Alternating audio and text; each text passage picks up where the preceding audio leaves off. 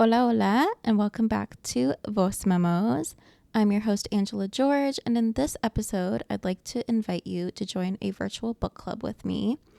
Today, we'll be discussing several controversial books and authors, and who actually has the freedom and the right to write about other people's stories. So if that sounds interesting to you, grab a snack and get settled because you're listening to Voz Memos.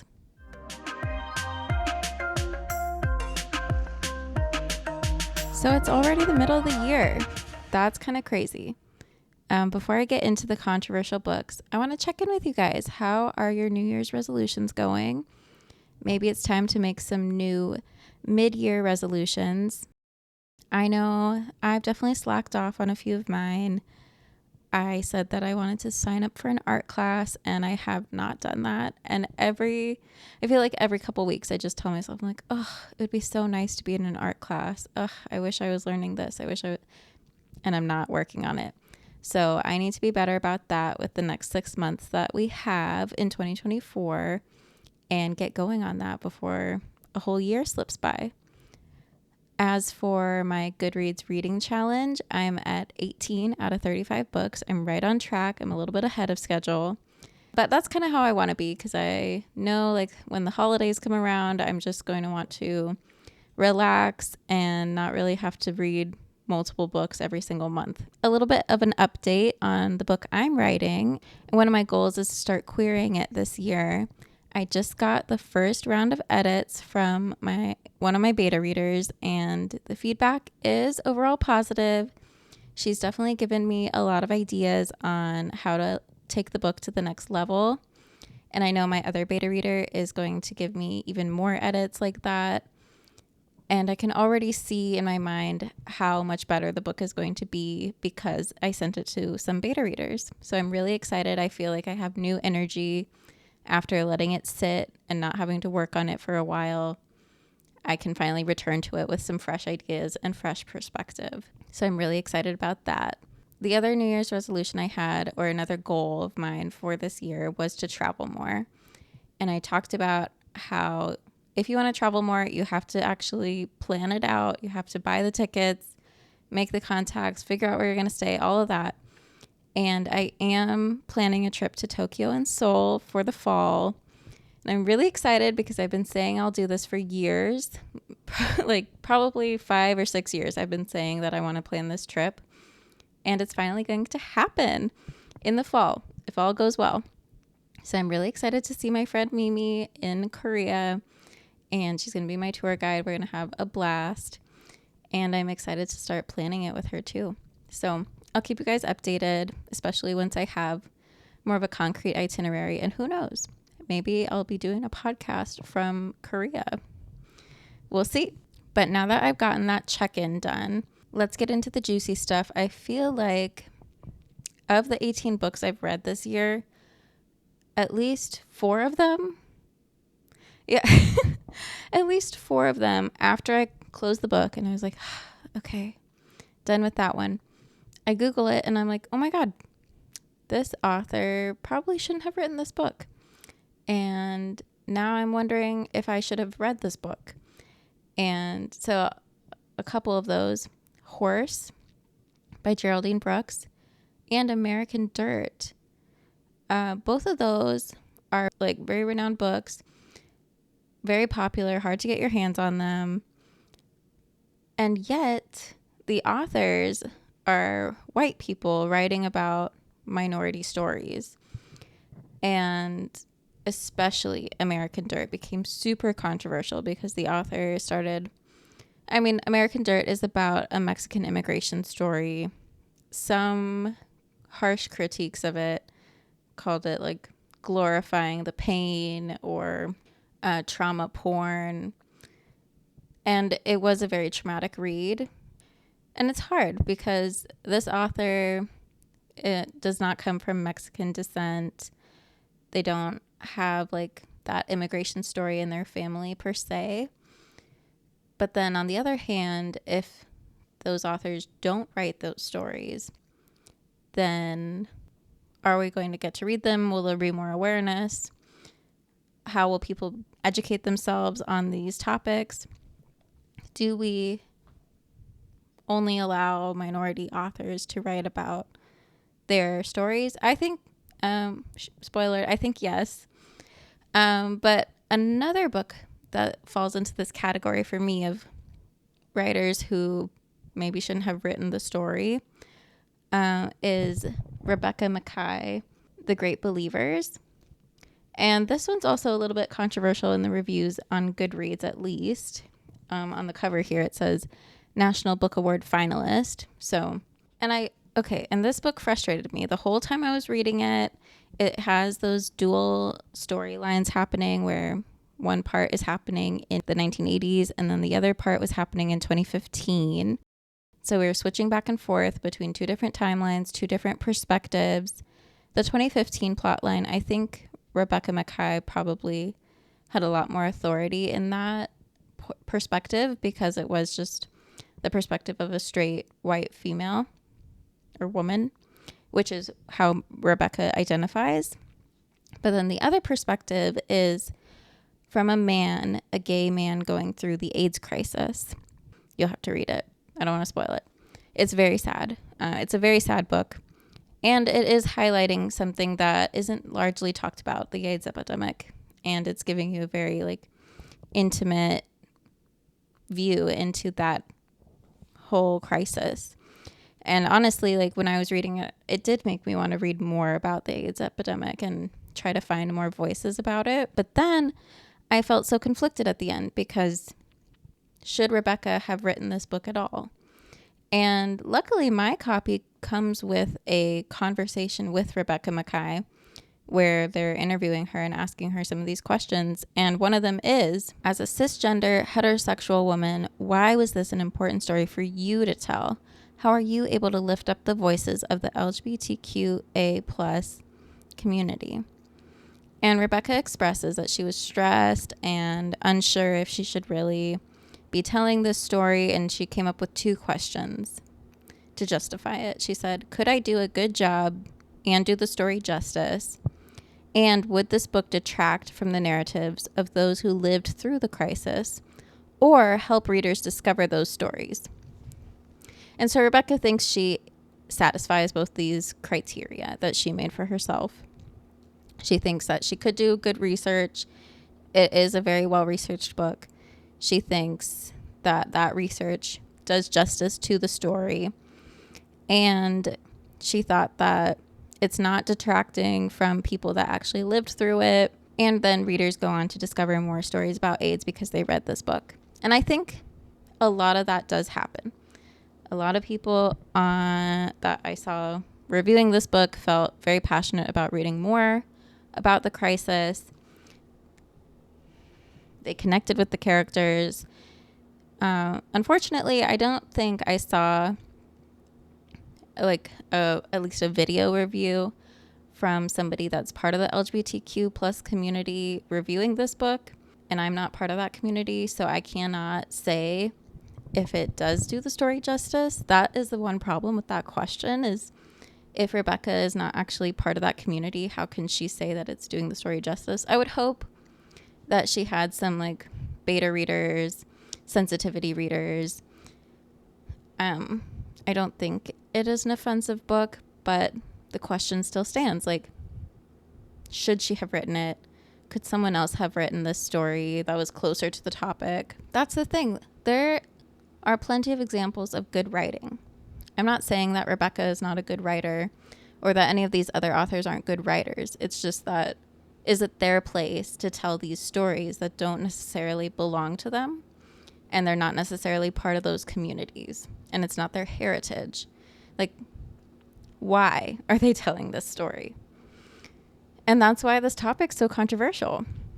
So funnily enough, I think there's several books that talk about this very topic. One of them, I think, won the Goodreads 2023 Choice Awards, Yellow Face, which is about an author that ends up kind of posing as an Asian woman telling a Chinese story, and she's white, and it all is going to come out. But that's kind of what gave her success, is telling these stories. And so the question is like, and Yellowface I thought was a great book. It was very funny. I'm trying to read more funny books because usually romance novels are my like easy reads, comfort reads. And I think like people just don't really think about funny books as a genre. I know my family has been telling me to read Hitchhiker's Guide to the Galaxy for years. I'm going to get around to it, okay? I'm going to get around to it, but that's not what this episode is about. We're talking about controversial books, writing about things that you shouldn't be writing about. I want to go back to Rebecca's questions that she asked herself, which kind of alluded to research can solve this. Like, if she researches it enough, then she's off the hook. The thing is, research is never going to replace life experience. And even myself, like my heritage is on my mom's side Mexican, and my grandmother immigrated here from Mexico. And even I'm not sure I feel comfortable writing that story, because the thing is, I grew up in a middle class family in Oklahoma. My Mexican family all lived in LA, and I wasn't immersed in my Mexican culture very much. Obviously, I had my mom, and I love my mom.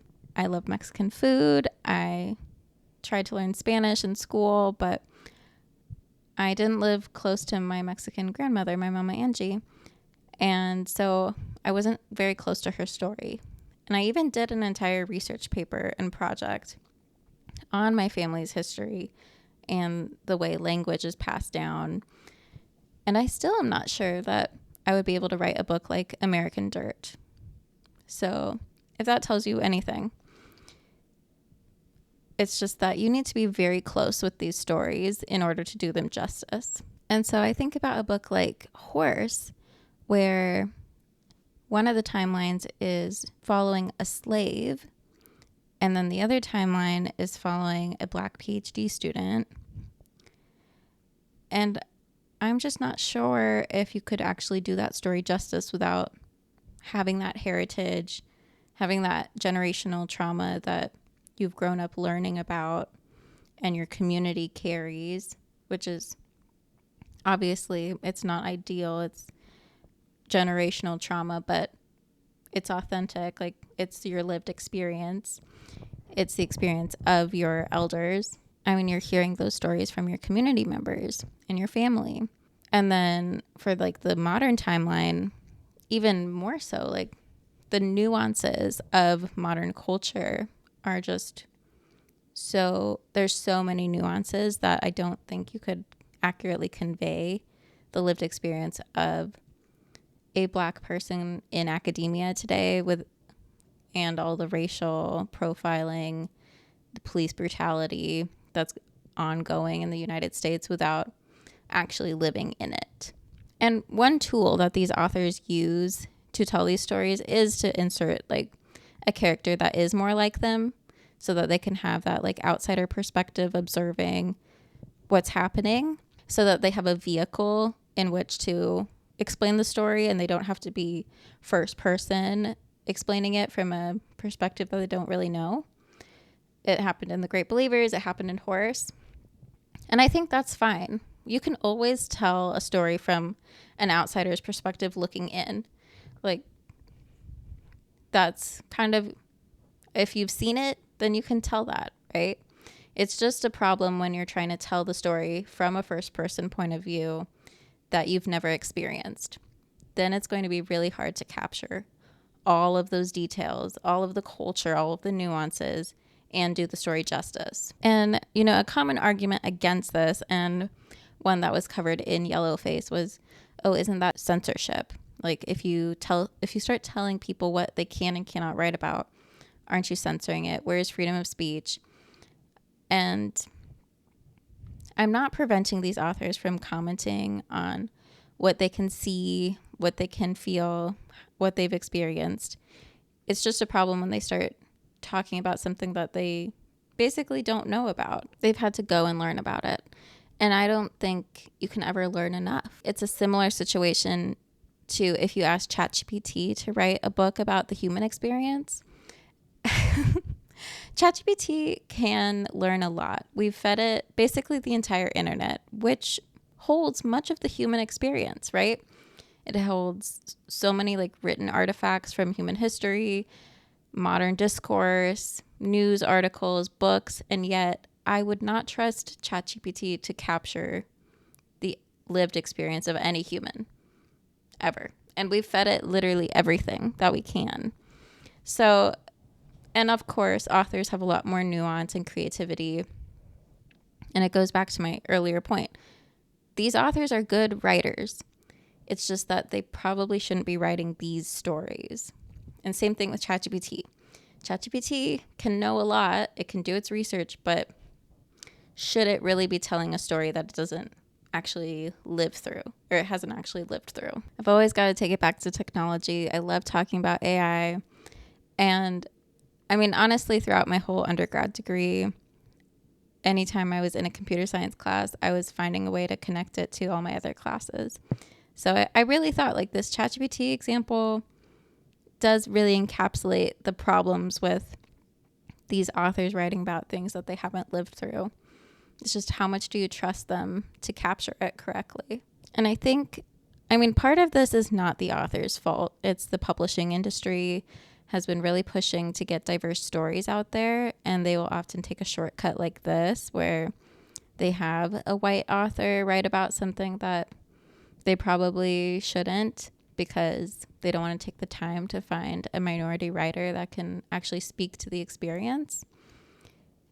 And so the thing is, you can have a diverse story or diverse narrative without kind of stealing a minority's story. You can have diverse characters as subplots, as side characters. I don't know. I just wouldn't really advise on writing from a first-person perspective of someone's experience that you haven't lived through. Maybe it could work in third person. I think it can also work if you're very submerged in that culture, in that community. And that's why I feel like I couldn't do justice to like my grandmother's immigration story because I wasn't in that community. I just wasn't around those stories. I didn't grow up with it. But I think I would feel very different if my family did live in LA and I was close to those relatives and I was hearing about it more.